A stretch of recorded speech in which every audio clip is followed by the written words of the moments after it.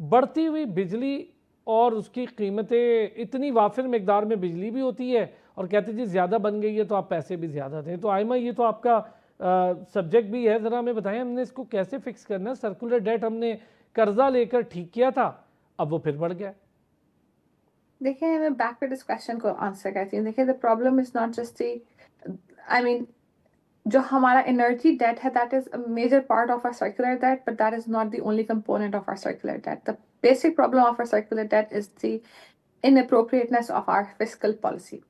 آسان لفظ میں یہ کہ جو ہماری گورنمنٹ کی اسپینڈنگ ہے وہ بہت زیادہ ہے اس سے جو ہم افورڈ کر سکتے ہیں. اس کو پورا کرنے کے لیے ہم اپنے آئی ایم ایف سے لونز لیتے ہیں اور ہمیں کنسسٹنٹلی ایوری ایئر سنس 1947 ہمیں top lenders of I M F کا ہمیں ایک خطاب ملتا ہے.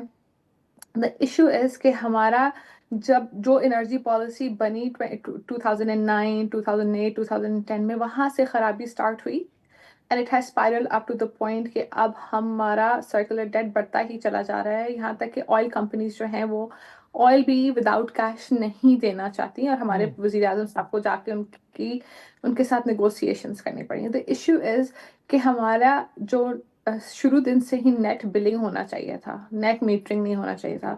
سیکنڈ تھنگ ہمارے لائن لاسز بہت زیادہ ہے. the third thing it is our energy sector, electricity particularly is still running as a monopoly. ہمارے پاس even if we have NEPRA and even if we have planning commission اور یا جو بھی ہمارے electricity regulator ہے پاکستان میں, the اچھا یہ regulation is بتائیں not. ڈاکٹر آئمہ, آپ چونکہ یہ سبجیکٹ ہے آپ کا, do we really need regulators یا ہمیں اس کو پرائیویٹائز کرنے کی طرف جانا چاہیے تھا؟ اس میں کمپٹیشن بھی پیدا ہو جاتا, بجلی بھی شاید بہتر ہو جائے. سیم ایسے جیسے ایک زمانے میں اگر یہ موبائل سمز آئی تھی تو بہت مہنگی تھی, زیادہ آ گئیں تو اب بہت ہی کم ہو گیا ان کا معاملہ.